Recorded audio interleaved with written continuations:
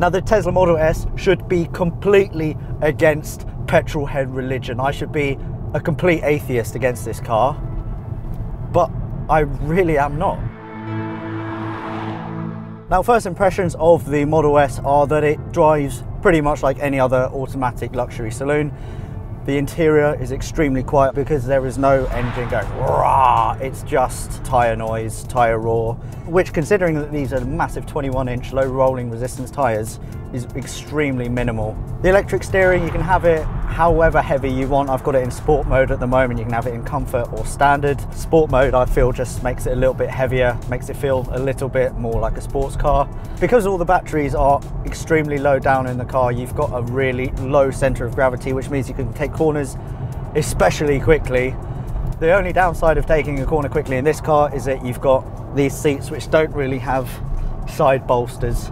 So if I were to go around a corner, say a left, I'm going to do it now, like that, yeah. Corners, I need more support, I need more support, I need more support. No, not getting any support. I would like to have sportier seats in a car that will absolutely decimate most cars off the line.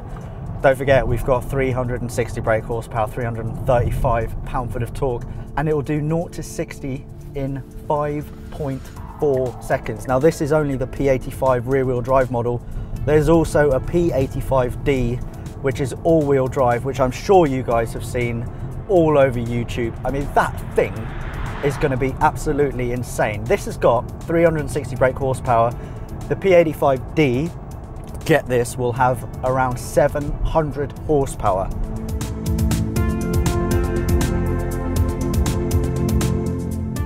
Now, I find the torque in this already absolutely insane. You can see Ethan's head. It doesn't feel particularly scary because obviously there's no gear to go through, so it's always completely linear. It's like if you're in an aeroplane, you know you're doing 500 miles an hour, but it doesn't feel fast. Going from 30 to 50, done. That was about a second and a half. The bad news is that the car that we've got here is a now discontinued rear-wheel drive P85, which would have set you back around 69 grand. The good news, actually the awesome news, is that its replacement, the batshit crazy P85D, costs only 10 grand more at 79,000. Which, when you remember that it's got nearly 700 horsepower, all-wheel drive and enough torque to slow the Earth's rotation, represents phenomenal value for money. So let me quickly show you through the suspension settings, which I think I've got down now. We're in low at the moment, so the car is as squat to the ground as possible. If you're in a kind of pitted car park like we are, I would put it to very high and wait for it.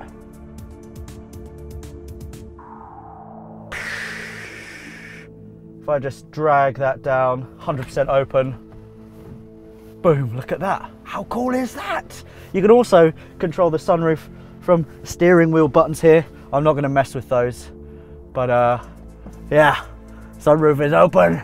Oh, look at me, surveying the land. Another thing that I like about the Model S is that it doesn't look like one of your, oh look at me, I'm saving the world electric cars.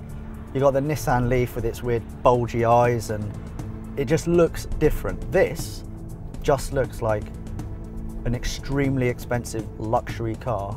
But the things on this car that make it so special are the fact that it is so aerodynamic. I mean, if you look at this, it's all completely smooth. There's automatic vents that open only when the car needs cooling. The front bumper as well, it channels all the air underneath the car to the rear diffuser, which means that there is very, very minimal drag. To the side, check out the stonking 21-inch alloy wheels with low resistance rolling rubber. They're pretty damn sexy. I'm a big fan of these. But the best thing about this car, check this out. Look, you got that? Door handles that come out automatically. Oh, that's so satisfying. Towards the rear of the car, let's have a quick look inside. This car is officially a 5-seater, or if you've got 2 seats in the back as well, 7-seater, but I've found a solution where you can get 2 more people in. Here's one. Oh yeah, like a glove. And if you have a newborn with you, we'll go back to the front. Check that out. That is easily 6-month-old kid material right there. Obviously you might have to strap him or her down with a bit of duct tape, but then you'll be good to go. What more do you want from a car? Looks to kill, electric boot, sexy ass door handles. Now, I got this car fully charged about 265 miles.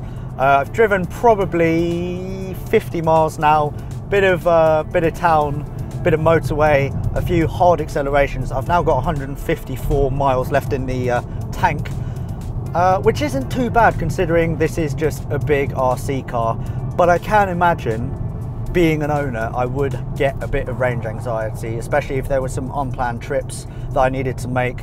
And if you've got one of those wall mounted doodahs at your home, they're not particularly fast at charging.